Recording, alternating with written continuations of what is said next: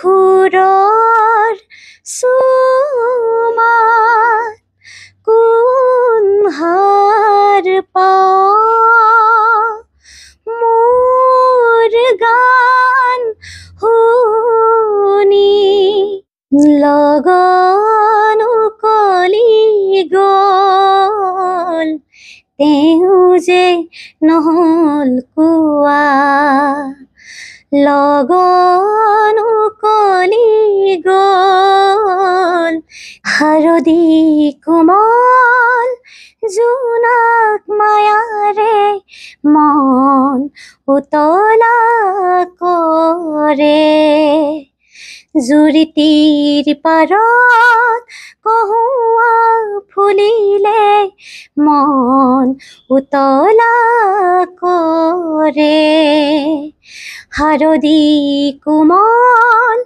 জোনাক মায়াৰে মন উতলা কৰে হয় আপোনালোকে শুনিলে এয়া মোৰ কাষত বহি আছে সীমা দানহ আৰু সীমা দানহক আজি মই কিয় আপোনালোকৰ মাজলৈ লৈ আহিছোঁ আপোনালোকে গীতটো শুনি নিশ্চয় অনুমান কৰিব পাৰিছে সীমা দানহ এগৰাকী উদীয়মান প্ৰতিভাৱান কণ্ঠশিল্পী আৰু আজি তেখেতক আপোনালোকৰ মাজলৈ লৈ আহিছোঁ প্ৰথমে তোমাক স্বাগতম জনাইছোঁ আমাৰ অনুষ্ঠানৰ মাজত হয় নমস্কাৰ হয় সীমা দানহে বহুত সৰুৰ পৰাই সংগীতৰ লগত জড়িত হৈ আছে আৰু যথেষ্ট গীতত কণ্ঠদান কৰিছে মঞ্চ অনুষ্ঠানো কৰি আছে প্ৰথমে তোমাৰ পৰা জানিম তুমি কিদৰে জড়িত হ'লা সংগীতৰ জগতখনত সংগীতৰ জগতখনত মই মানে খুব গান ভাল পাইছিলোঁ সৰুৰ পৰা তাৰপিছত গাঁৱত ধৰি লওক কিবা এটা উৎসৱ পাতিলে মানে পূজা হওক তেনেকুৱাত গাবলৈ গৈছিলোঁ আৰু যেতিয়া স্কুল পঢ়িলোঁ মই ক্লাছ 5ৰ পৰা গান ষ্টাৰ্ট কৰিলোঁ গাবলৈ ক্লাছ 5ৰ পৰাই গাই আছা তোমাৰ ঘৰত তেনেকুৱা সংগীতৰ পৰিৱেশ আছিলে নে কি ধৰণে তুমি আকৰ্ষিত হ'লা সংগীতৰ প্ৰতি ঘৰখনত সংগীতৰ পৰিৱেশ এটা আছে সৰুৰ পৰাই দেখি আহিছোঁ তেনেকৈ দেখি পেলাই ভাল লাগিছিলে আৰু গানৰ প্ৰতি আকৰ্ষিত হৈছিলোঁ গাবলৈ চেষ্টা কৰিছিলোঁ তেনেকৈ কোনো শিক্ষা লোৱা নাই গানত আনুষ্ঠানিক শিক্ষা লোৱা নাই এতিয়ালৈকে আনুষ্ঠানিক শিক্ষা লোৱা নাই ক্লাছ 5ৰ পৰা এতিয়ালৈকে তুমি ধাৰাবাহিকভাৱে গীত পৰিৱেশন কৰি আহিছা হয় আমি জানিবলৈ পাইছোঁ তুমি মঞ্চ অনুষ্ঠানো খুব সুন্দৰকৈ পৰিৱেশন কৰা মঞ্চৰ লগত কেতিয়াৰ পৰা জড়িত হৈ আছা মঞ্চ বুলি ক'বলৈ প্ৰকৃততে গান যেতিয়াৰ পৰা গালোঁ স্কুলৰ পৰা কেতিয়াবা যোৱা হৈছিল তেতিয়া তেনেকৈ গাইছিলোঁগৈ বহুকেইখন মঞ্চত তাৰপিছত মই সৰু সুৰাকৈ গাই আছিলোঁ তেনেকৈ আৰু তোমাৰ নিজৰ কণ্ঠত গীত মুকলি হৈছে হয় তোমাৰ নিজৰ এটি গীত আমি শুনো তেতিয়া দৰ্শকেও শুনক আমাৰ মই 2023 চনত কৰিছিলোঁ মৰম নামৰ এটি এলবাম অকণমান গুণগুণাই দিছোঁ মই হলে কথাটি বুজা নাই কি হৈছে গমকে পোৱা নাই কি জানি তোৰ প্ৰেমৰ ৰাগীতে পাগলী হৈছো হ'ব পাই বহুত ধুনীয়া তোমাৰ কণ্ঠ সঁচাকৈ ধুনীয়া আৰু কি ভাবা তুমি এই জগতখনত তুমি জড়িত হ'লা কি দেখিছা ভৱিষ্যত কি দেখিছা কণ্ঠশিল্পী হৈ নিজকে পৰিচয় দি তুমি এখন প্লেটফৰ্ম পাম বুলি আশা কৰিছানে বা কণ্ঠশিল্পী হৈ ধুনীয়াকৈ চলিব পাৰিনে আজিৰ দিনত কি ভাবিছা তুমি প্ৰকৃততে ক'বলৈ গ'লে মই নিজকে এতিয়া কণ্ঠশিল্পী বুলি মই নাভাবোঁ মই গাবলৈ চেষ্টাহে কৰিছোঁ গান যিহেতু মই গান খুব ভাল পাওঁ আৰু তেনেকৈ মোৰ কোনো শিক্ষা নাই গান মই লিখিবলৈ চেষ্টা কৰোঁ মই নিজে যিকেইটা গান কৰিছোঁ মই নিজে লিখিছোঁ আৰু বৰ্তমান এতিয়া শ্ৰদ্ধাই লিখা গান এটা মই কৰি আছোঁ শৰৎ শ্ৰাৱণ ককাইদেৱে লিখা গানটো অতি সোনকালে ৰাইজৰ মাজত বিলাই দিম বুলি ভাবিছোঁ আৰু তেনেকৈ আৰু ঠিক আছে ভাল গীত শুনাই দিয়া দৰ্শকক আমাৰ দুফাকিমান ভাল গীত শ্ৰদ্ধাই লিখা গানটো অকণমান শুনাই দিছোঁ যিটো এতিয়া কৰি আছোঁ ও মৰম টোপনি যাবি ও মৰম কোলাতে হবি তই ভাগৰত আহি মোৰ বুকুতে জিৰাবি আছতীয়া কলিজাৰ তই মোৰে আপোন বাখৰুৱা যৌৱনৰে তই মোৰে সপোন তোলে চালে মৰম লাগে খুব সুন্দৰ এইটো মুক্তি পাব হয় মুক্তি পাব কৰি আছোঁ গানটো ফাইনেল ডাবিং হোৱা নাই অতি সোনকালে কৰিম বুলি ভাবিছোঁ কেতিয়া মানে পাব দৰ্শকে শ্ৰোতাই? এইটো কৰি থকা হৈছে এতিয়ালৈকে, মানে মই ক'ব পৰা নাই গানটো কেতিয়া, কিন্তু চেষ্টা কৰিম পূজাৰ পাছত তেনেকে। এতিয়াতো বৰ্তমান অসমত কণ্ঠশিল্পীৰ অভাৱ নাই, যথেষ্ট কণ্ঠশিল্পী ওলাইছে আৰু বহুত প্ৰতিভাৱান কণ্ঠশিল্পী ওলাইছে। গতিকে এতিয়া কম্পিটিশ্যন মানে প্ৰতিযোগিতামূলকে হৈ পৰিছে। গতিকে তেনেস্থলত মানে নিজকে আগবঢ়াই নিবলৈ হ'লে যথেষ্ট কষ্ট কৰিব লাগিব বা যথেষ্ট ব্যতিক্ৰমী সংগীত পৰিৱেশন কৰিব লাগিব। এই ক্ষেত্ৰত তুমি নিজকে কেনেদৰে মানে প্ৰস্তুতি চলাইছা? সংগীতটো আচলতে অন্তৰৰ পৰা ভাল পাব লাগিব। সংগীত ভাল পালে ধৰি লওক যিকোনো গান এটা শুনিলে খুব ভালদৰে আয়ত্ব কৰিব লাগিব। আৰু মই যিমান পাৰোঁ গান শুনিবলৈ চেষ্টা কৰোঁ, যিমানখিনি পাৰিছোঁ চেষ্টা কৰিছোঁ। আৰু এতিয়া সংগীতক লৈ মানে কম্পিটিশ্যন যিটো হৈ আছে, প্ৰকৃততে ভাল পোৱা হ'ব লাগে গানক অন্তৰত ঠাই দিব লাগে। কম্পিটিশ্যনটো সেইটো বাৰু চলি থাকিব, কিন্তু সকলোৱে ধুনীয়াকৈ গীত পৰিৱেশন কৰিছে, গাবলৈ চেষ্টা কৰিছে, ওলাই আহিছে সকলোৱে, যিহেতু গান ভাল পায়। মই নিজৰ ফালৰ পৰা মই যিমানখিনি পাৰোঁ চেষ্টা কৰিছোঁ গাবলৈ, আৰু সেয়াই। আৰু সাধাৰণতে দেখা গৈছে যেতিয়া অসমত কোনোবা এটা ধৰণৰ ধাৰাৰ গীত যেতিয়া জনপ্ৰিয় হয়, প্ৰত্যেকেই সেইটো ধাৰাতে গীত বনাবলৈ আৰম্ভ কৰি দিয়ে। সেই ক্ষেত্ৰত তুমি কি ভাবা? গান এটা জনপ্ৰিয় হোৱাৰ পাছত বহুতে ভাবে মই মানে এনেকুৱা এটা গান কৰিলে ময়ো হয়তো আগবাঢ়ি যাব পাৰিম নেকি। মোৰ মানে অনুভৱ এয়া, আৰু তেনেকুৱা গান এটা কৰিলে ময়ো যদি আগবাঢ়ি যাব পাৰোঁ, ময়ো কৰি চাওঁচোন, তেনেকুৱা এটা হয় চাগে, এইবুলি মই ভাবোঁ। আৰু তোমাৰ কাৰ গীত বেছি ভাল লাগে? যিসকল আমাৰ পুৰণা কালজয়ী যিসকল কণ্ঠশিল্পী আছে, স্বনামধন্য কণ্ঠশিল্পী, তুমি কাক ফ'ল' কৰা বিশেষকৈ? মই পুৰণা বুলি ক'বলৈ জ্যোতি সংগীত ভাল পাওঁ মই, যিহেতু মই গান গোৱাৰ পৰা জ্যোতি সংগীত, ৰাভা সংগীত এনেকুৱা গানেই গাই পেলাই আৰম্ভ কৰিছিলোঁ স্কুল কম্পিটিশ্যনত, তেনেকৈ আৰু। আচ্ছা, আমি জ্যোতি সংগীত এফাকি শুনিব পাৰিম নেকি? নিশ্চয়। মোৰ সুৰৰ সুমাত কোন হাৰ পাওঁ, মোৰ গান শুনি কোন ভুল যাওঁ, মোৰ সুৰৰ সুমাত। বহুত ধুনীয়া লাগিছে, বহুত সুন্দৰকৈ পৰিৱেশন কৰিছা তুমি। ঠিক আছে, ভাল লাগিছে, বহুত সুন্দৰ তোমাৰ কণ্ঠ। আৰু শেহতীয়াকৈ দেখিবলৈ পোৱা গৈছে এগৰাকী কণ্ঠশিল্পীয়ে এটা গীত প্ৰস্তুত কৰাৰ পিছত, সাধাৰণতে আজিকালি কি হৈছে, ৰিলছৰ এটা ট্ৰেণ্ডিং চলি আছে, আৰু ৰিলছক গুৰুত্ব দি আজিকালি গীতবিলাক নিৰ্মাণ কৰা হৈছে, যে এইটো গীত ৰিলছত বনাবলৈ কেনেকৈ সুবিধা হ'ব, লিৰিক্সবিলাক তেনেদৰে প্ৰস্তুত কৰা হৈছে। এই ক্ষেত্ৰত তুমি কি ভাবা? এইবিলাকে সংগীতৰ ধাৰাটোক তললৈ নিছে নে অনাগত সময়ত কিবা ক্ষতি হ'ব নি? কি ভাবা তুমি?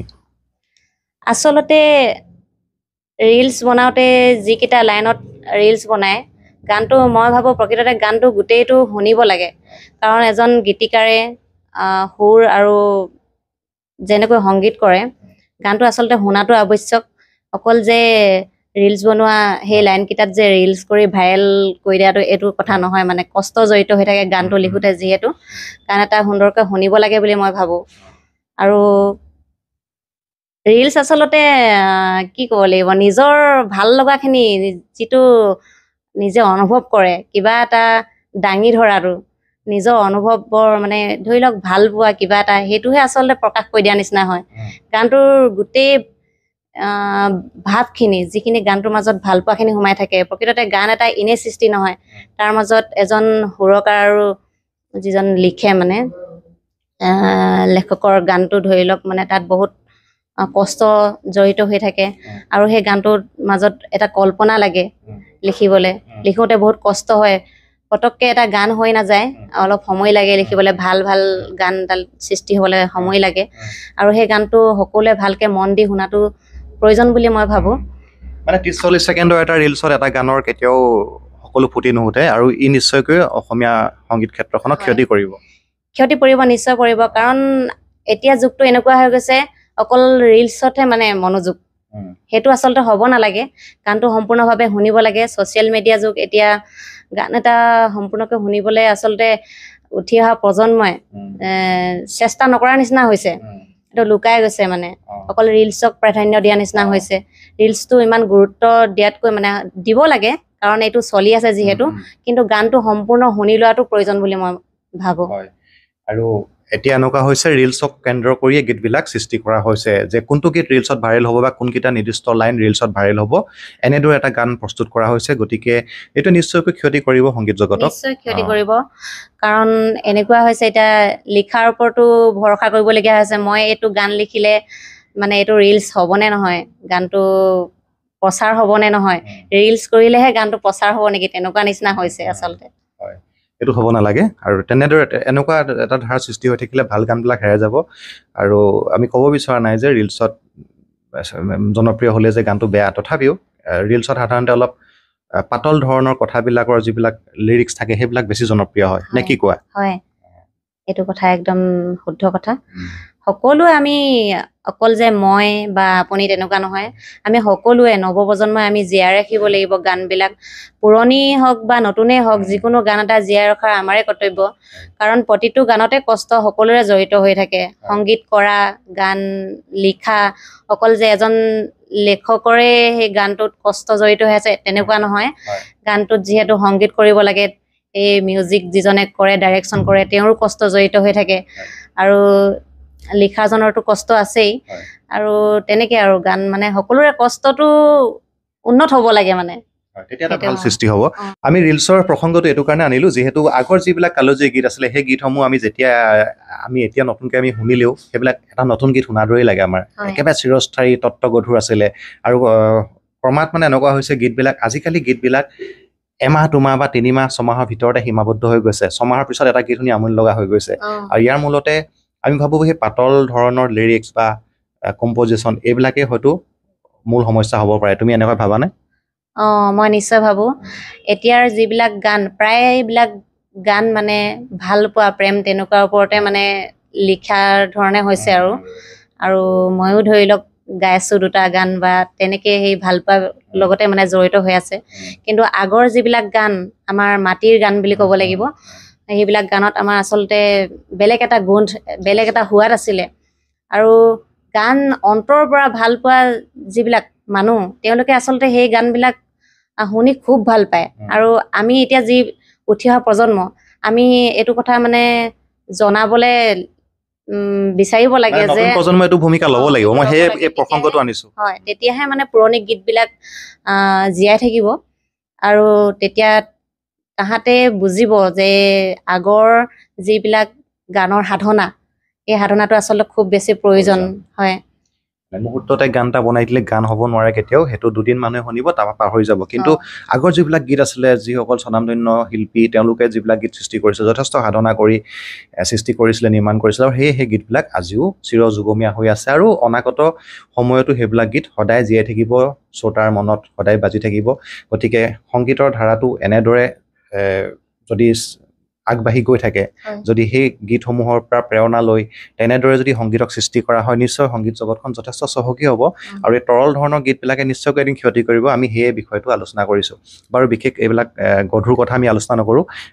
আৰু এটা গীতে শুনিম আমি। আৰু এটা গীত আৰু গাবলৈ চেষ্টা কৰিম বাৰু। মই বিষ্ণুৰাভা দেৱৰে অকণমান গীত এটি গুণগুণাই দিছোঁ। লগন উকলি গ'ল, তেওঁ যে নহ'ল কোৱা।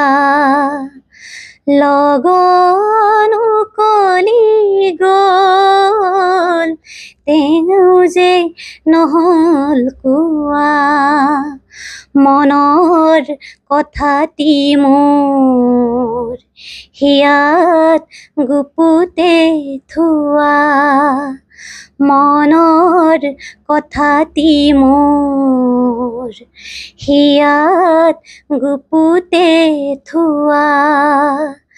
লগন উকলি গ'ল তেওঁ যে নহ'ল কোৱা।